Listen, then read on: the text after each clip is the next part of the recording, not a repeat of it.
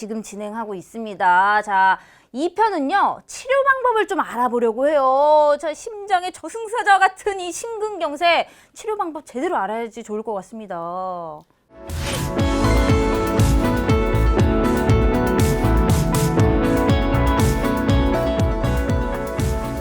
박태선 리포터 혹시 이런 거 보신 적 있나요? 눈에 잘 보이지도 않는, 어머, 아주 얇디 얇은 철사망 같아요. 야, 그 얇디 얇은 이 철사망의 이 비밀이 궁금합니다. 먼저 이 심근경색 진단을 받아야지만 이 처치가 들어갈 텐데 진단은 좀 어떻게 이루어지나요?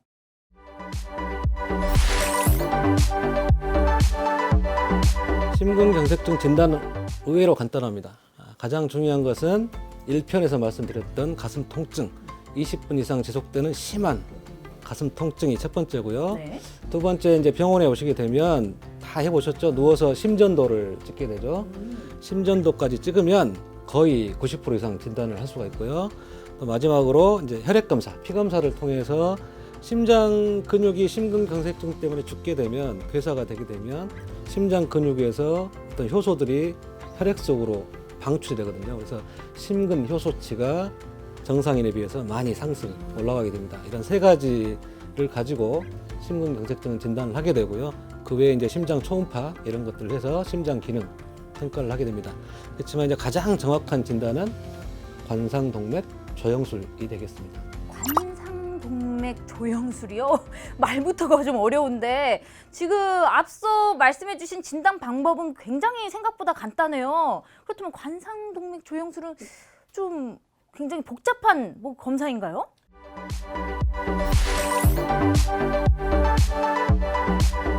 관상동맥 조영술은 우리 이제 손목 한번 이렇게 만져보실래요? 손목. 손목. 예, 여기 동맥이 이렇게 맥이 뛰시죠? 아, 예. 두근두근. 이런 손목에 있는 동맥이라든지 사타구니 쪽에 또 동맥이 또 있거든요. 이쪽에. 그렇게 뛰는 동맥을 통해서 심장으로 관을 넣어서 이렇게 검사하는 검사법이고요. 관상동맥을 조영제를 써서 관상동맥을 보여준다고 그래서 관상동맥 조영술이라고 말을 합니다. 아, 그렇다면 그러니까 그 관상동맥을 약물로 시원하게 밝혀서 관상동맥에다가 조영제를 넣게 되면 조영이 이렇게 되겠죠. 관상동맥 모양에 따라서. 네. 그렇게 되는 것들을 엑스레이 아시죠? 엑스레이. 네네. 엑스레이를 통해서 우리가 관찰을 하는 검사가 관상동맥 조영술이 되겠습니다. 아, 조영제와 그 방사선으로 그 혈관의 모습을 예. 살펴보게 되는 거군요. 야, 굉장히 좀 복잡한 과정으로 좀 진단이 내려지나 했는데 생각보다 간단하기 때문에 기저질환이 있으시거나 혹은 의심이 된다거나 하면은 좀 재빠르게 병원에 찾아오셔가지고 검사 받아보시면 굉장히 좋을 것 같아요. 네, 그런데 이제 관상동맥 조영술은 많은 인력과 장비가 필요하거든요. 그래서 모든 병원에서 시행할 수 있는 건 아니기 때문에 관상동맥 조영술 또 치료를 하는 병원들을 미리 알아두시는 게 좋을 것 같습니다. 아, 또 이런 조영술 같은 경우는 모든 병원에서 또 이렇게 확인할 수 있는 사항이 아니군요. 어느 정도 장비가 갖춰지고 또 그만한 판단에 이런 좀 기술이 있는 병원을 좀 찾아가는 게 굉장히 중요할 것 같습니다. 자, 그러면 아무튼간 이 심근경색은 관상동맥이 막혀서 발병을 하게 되는 거니 그 뚫는 게 굉장히 중요한 포인트라고 생각하면 되겠네요. 심근경색증은 이제 관상동맥이 죽상경화증, 죽처럼 생겼다고 그래서요. 우리 보통 동맥경화라고 그러죠. 네네. 그 죽상경화증에 의해서 혈관이 관상동맥이 좁아져 있는 상태에서 그 죽상경화증, 동맥경화 부분이 터지면서 파열되면서 거기에 혈전, 피떡 아시죠? 혈전이 생겨서 막아버리는 거거든요. 그래서 그 막힌 관상동맥을 빨리 뚫어주는 게 중요한데 흔히 사용하는 방법은 세 가지가 있습니다. 오, 네네. 첫 번째는 이제 이 혈전, 아까 혈전이라고 그랬죠. 혈전, 피떡을 녹여주는 주사 치료가 있습니다. 혈전 용해제라고 그러는데 그런 혈전 용해제를 사용을 해서 그 혈전을 녹여주는 치료가 있습니다. 이거는 두 번째 말씀드릴 관상동맥 중재술, 스텐트 시술을 할 수 없는 병원에서 할 수 없는 병원에서 빠른 시간 안에 주사를 해서 혈전을 녹여주는 치료를 해볼 수가 있는데 다시 말씀드리면 혈전 용해제 치료가 되고요. 네. 가장 흔하게 사용되는 두 번째 방법은 처음에 보여드렸던 관상동맥 중재술, 관상동맥 스텐트 시술이 되겠습니다. 이거는 막힌 관상동맥을 통해서 철사 같은 걸 집어넣고 막힌 부분을 풍선으로 이렇게 넓혀주고 그 부위에다가 스텐트를 삽입을 하는 그게 스텐트 시술이 되겠고요. 심근경색증 환자에 가장 흔하게 사용되는 네. 치료법이 관상동맥 스텐트 시술입니다. 그래서 아까 산사태 나서 도로가 막혔다고 그랬죠. 네네. 거기를 깨끗하게 치우게 되면 다시 차들이 왔다 갔다 할 수 있는 도로가 되잖아요. 관상동맥 중재술, 스텐트 시술은 막힌 관상동맥을 이렇게 뻥 뚫린 도로처럼 이렇게 오. 치료해주는. 야, 말만 들어도 되겠습니다. 속이 다 시원하네요. 네. 세 번째는 이제 아주 심한 환자들, 그러니까 관상동맥이 우리 몸에 3개가 있는데 3개가 다 막혔다든지 아주 심한 환자들에게는 관상동맥 우회로술, 흉부외과에서 가슴을 이렇게 열고 하는 수술법인데요.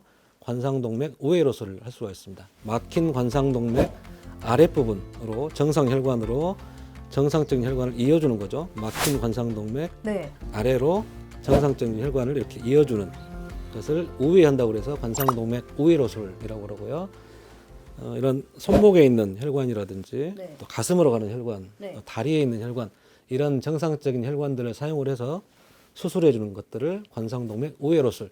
관상동맥 스텐트 시술은 순환기내과, 심장내과에서 하는 것이고요. 네. 관상동맥 우회로술은 흉부외과에서 가슴을 열고 하는 흉부에서. 수술이라고 생각하시면 되겠습니다. 아, 지금 얘기해 주셨는데 순환기내과. 아, 우리 또 홍영기 센터장님. 내가 지금 스텐트 시술을 하고 있다. 약간 돌려서 얘기를 해주셨어요. 그러니까 간단하게 조금 요약하자면 이 심근경색 치료법에는 약물 치료가 있고 스텐트 시술이 있고 세 번째는 수술 치료가 있는 거군요. 조금 더 자세하게 알고 싶어요. 이 약물 치료, 그 혈액 용해제라고 얘기를 해주셨는데 그 치료 과정 간단하게 더 얘기해 주실 수 있을까요?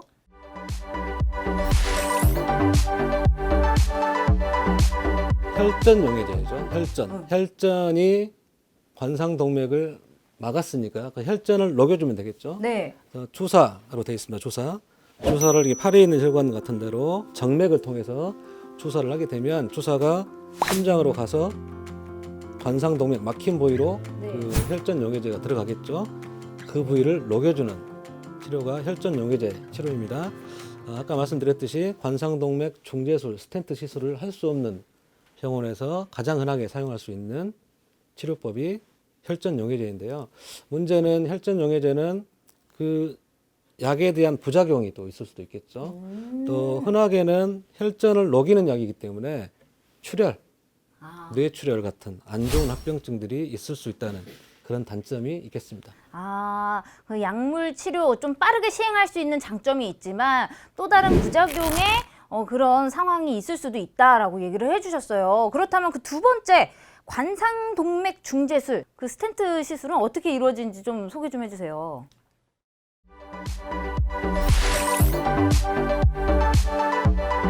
심근경색증 환자가 응급실에 오게 되면 우리가 이제 환자 준비를 해가지고 막힌 관상동맥을 뚫는 네. 어떤 시술로 뚫는 것을 관상동맥 중재술 혹은 관상동맥 스텐트 시술 이렇게 말을 하거든요. 네. 근데 우리나라는 이제 심내혈관 센터가 전국에 다 지어져 있고 또 시술을 할 수 있는 병원들이 정해져 있거든요.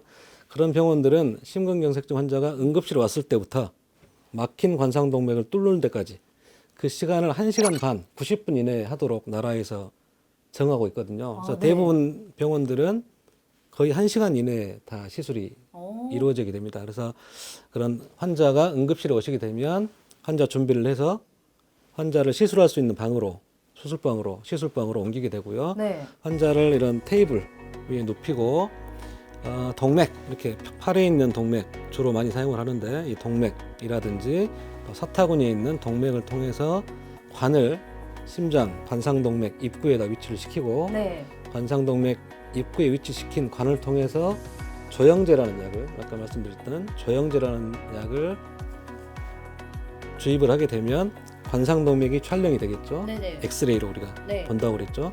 막힌 관상동맥이 그러면 어디 부위인지 알 수가 있죠. 네. 그 부위에다가 이제 철사, 아주 가는 철사 같은 것들, 아주 부드러운 철사를 그 막힌 혈관을 통해서 집어넣게 되고요. 그 집어넣은 다음에 그 부위에다가 막힌 부위에 풍선, 관상동맥 풍선을 집어넣어서 이렇게 넓히게 되면 길이 좀 열리게 되겠죠.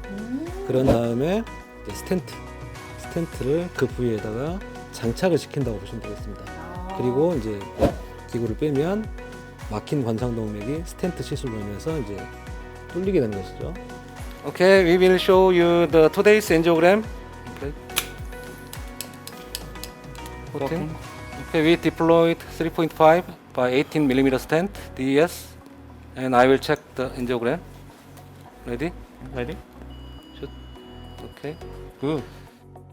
아주 가장 흔하게 사용되는 심근경색증의 치료가 바로 관상동맥 풍선 확장술, 관상동맥 스텐트 시술이 되겠습니다. 가장 대표적인 치료 방법이라고 생각하면 되겠네요. 말만 들어도 뭔가 속 시원하게 막혔던 걸 뚫어준다고 하니 굉장히 기분이 상쾌해지는 마음이 드는데, 그런 경우는 뭐 집어넣었던 그 스텐트가 뭐 다시 뭐 좁아진다거나 뭐 그런 경우는 없나요?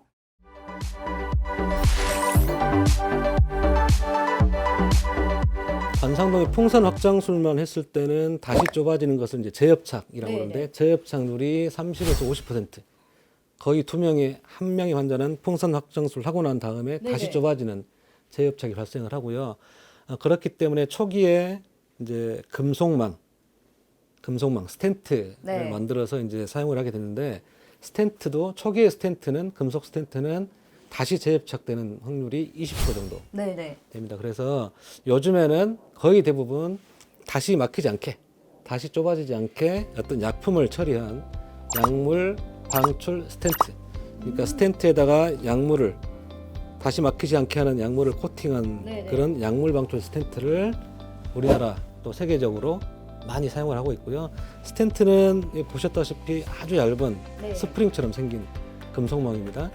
거기가 이제 스텐트를 넣게 되면 재협착, 조직들이 이렇게 자라 들어가서 재협착이 되게 되는데, 이 조직들이 자라나지 않게 하는 약물들을 스텐트에 코팅을 해가지고 재협착을 낮추는 그런 약물 방출 스텐트가 요즘에 거의 대부분 사용이 되고 있습니다. 아, 스텐트도 무궁한 발전을 이뤄서 이제는 뭐 재협착 없이 그 이제 약물로 코팅이 돼서 그런 부작용까지도 막아주게끔 수많은 발전이 지금 이루어졌네요. 야, 이런 뭐 시술 방법, 처치 방법이 있으니까 심근경색 미리 또 진단받고 처치하면은 그런 위험 확실히 벗어날 수 있을 것 같다라는 생각이 들어요. 그러면 마지막으로 우회술이라고 또 얘기를 해주셨어요. 그거는 개복 수술을 해서 이렇게 또 혈관을 이어준다고 하니까 와, 그건 정말 대수술이겠는데요?